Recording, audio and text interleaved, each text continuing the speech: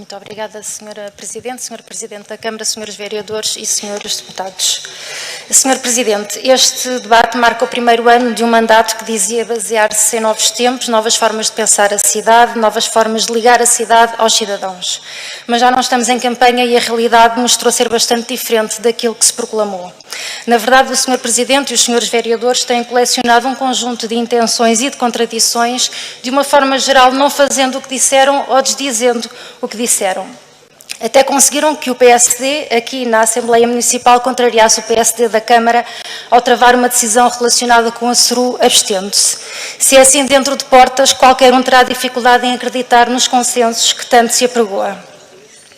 Na perspectiva do PEV, ainda nada há de muito visível e positivo para avaliar, mas sim uma lista grande de ideias e de intenções.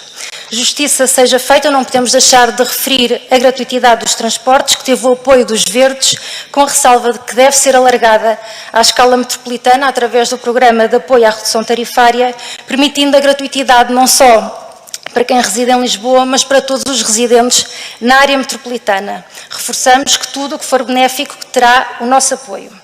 No entanto, são vários os exemplos que não nos permitem fazer um balanço positivo deste primeiro ano. A primeira proposta apresentada pelos Novos Tempos consistia numa alteração ao programa de renda acessível para que tivesse como requisito que o candidato fosse residente ou tivesse residido na cidade nos últimos 10 anos. Felizmente foi chumbada porque limitava o acesso ao direito à habitação quando é preciso aumentar a oferta e não diminuir os que se podem candidatar. Segue-se toda a propaganda à volta do Conselho de Cidadãos, ao mesmo tempo que parecia que na Assembleia Municipal os eleitos não podiam perguntar nada sem ofender. Até hoje não recebemos mais nenhuma informação e continuam a subsistir dúvidas sobre o real alcance deste fórum, qual o balanço e por que razão é necessário contratar uma empresa externa para o concretizar.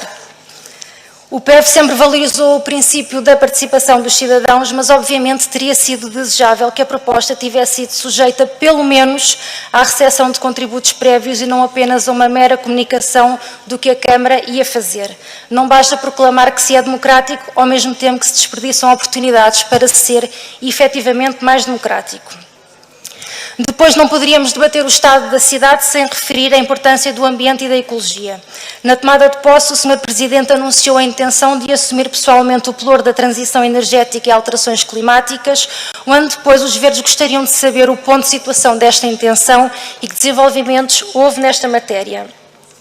É bem conhecida a contestação dos Verdes à política ambiental na cidade, mesmo com a capital verde europeia pelo meio, e que, apesar disso, continua a haver negligenciado o seu património natural. A contaminação dos solos é um perigo para a saúde pública e o ambiente, e nos últimos anos surgiram vários casos, na cidade, particularmente no Parque das Nações. Perante isto, preocupa-nos que ainda não tenhamos uma resposta concreta por parte da Câmara sobre o mapeamento dos locais contaminados ou potencialmente contaminados, e isto torna-se ainda mais preocupante quando a Jornada Mundial de Juventude vai juntar milhares de pessoas em terrenos onde existe um passivo ambiental devido a várias atividades industriais e ao aterro sanitário de Beirolas. Em maio, na sessão de perguntas, o PF questionou sobre este caso concreto, ao que o Executivo respondeu que enviaria a documentação relativa ao processo de descontaminação. Entretanto, na subcomissão sobre a Jornada Mundial da Juventude, o assunto foi abordado, mas a informação enviada é omissa, a razão pela qual o PF entregou um requerimento.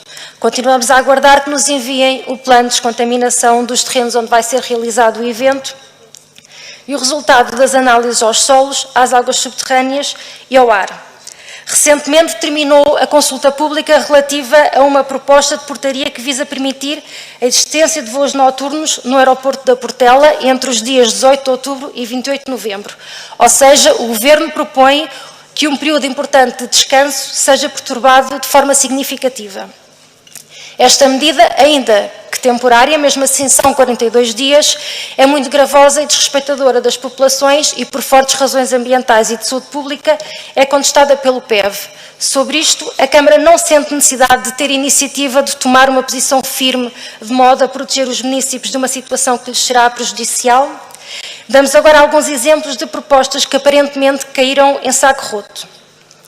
onde ao plano de salvaguarda da tapada das necessidades, a reativação do Conselho Municipal do Ambiente, a revisão do regulamento do Arvoredo e o alargamento da utilização das bicicletas gira no âmbito do passe navegante metropolitano.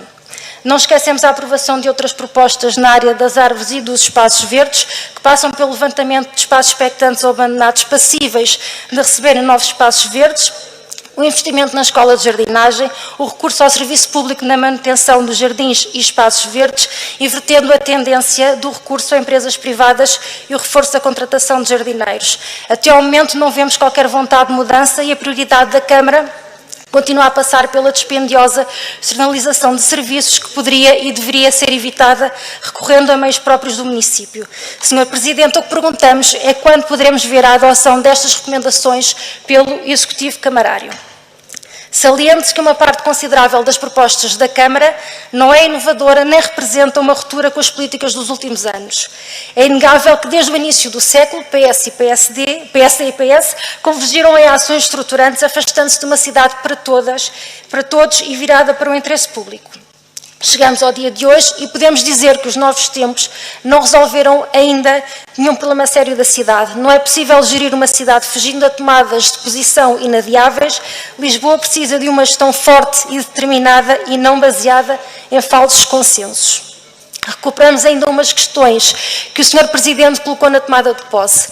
Que marcas queremos deixar em Lisboa, que cidade queremos deixar como legado e afirmou que Lisboa tem que ser uma casa que todos sintam como sua.